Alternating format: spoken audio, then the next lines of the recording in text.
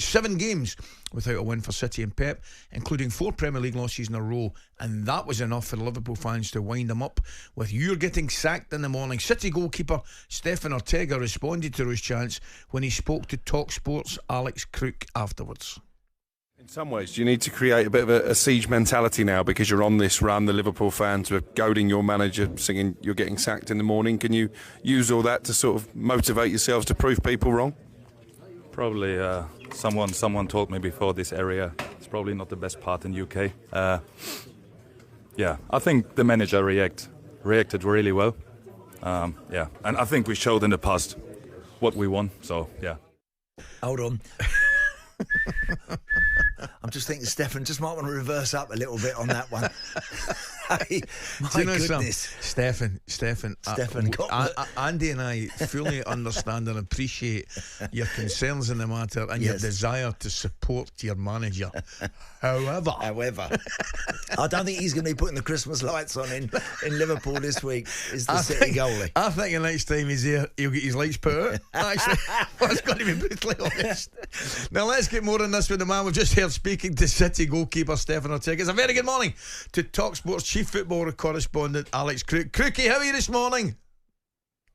Yeah, good morning. I'm well, better than Pep Guardiola, I would suggest. Well, Crookie, listen, I mean, what a weekend of action. We're obviously going to start with City getting beat again at Liverpool, but you know, you've got to start with the positives. Liverpool were fabulous, weren't they?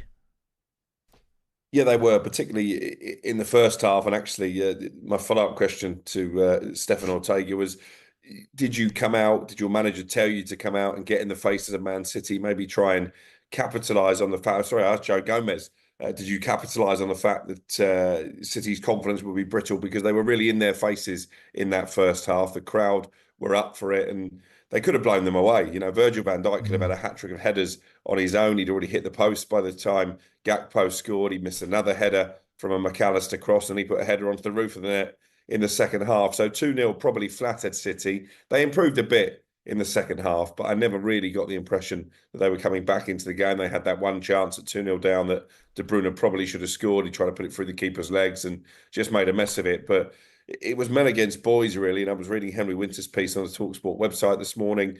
He talks about a lack of desire amongst some of those Man City players, a lack of legs as well. So I think Guardiola's got some big problems. And obviously the Liverpool fans enjoyed winding him up. I didn't mind Guardiola's response at the time. I thought it was a bit of banter and he took it well. But when you hear Ortega there making a very clumsy statement, and Guardiola actually told me that he was surprised to get that kind of stick at a ground like Liverpool. He said he expects it at other clubs. So clearly it's affected him and the players and got under their skin. I agree with Adrian in one respect. City are out the title race. They're not going to make up 11 points. They look a million miles off being challengers.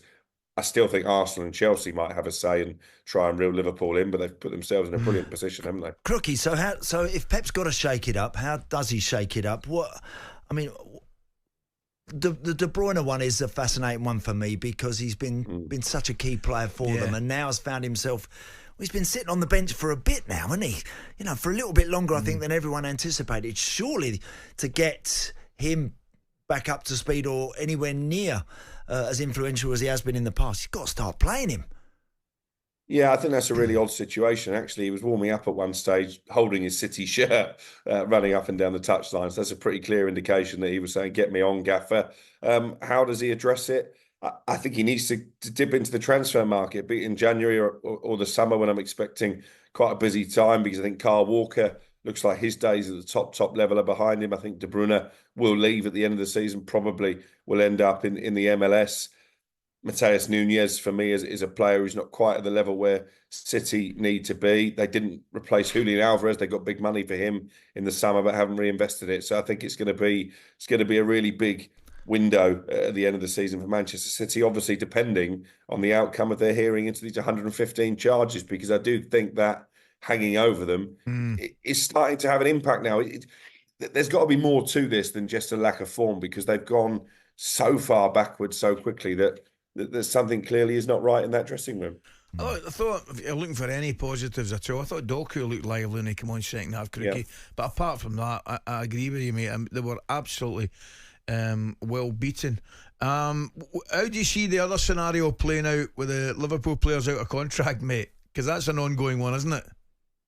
Yeah, and Salah spoke again, didn't he, on TV after the game, and again said this is probably the last time that I've played City at Anfield. So, I mean, he's determined for these negotiations to be played out in the media.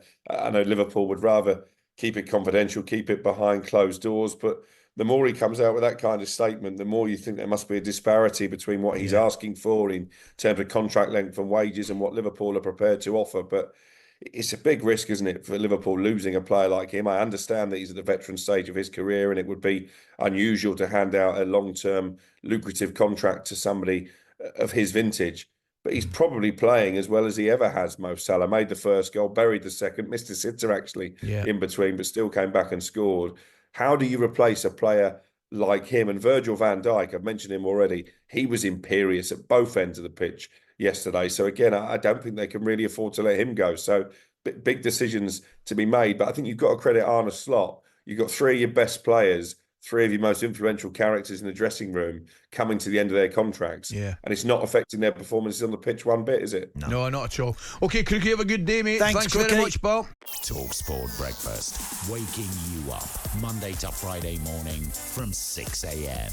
on AM, on DAB, via the talkSPORT app and on your smart speaker. talkSPORT.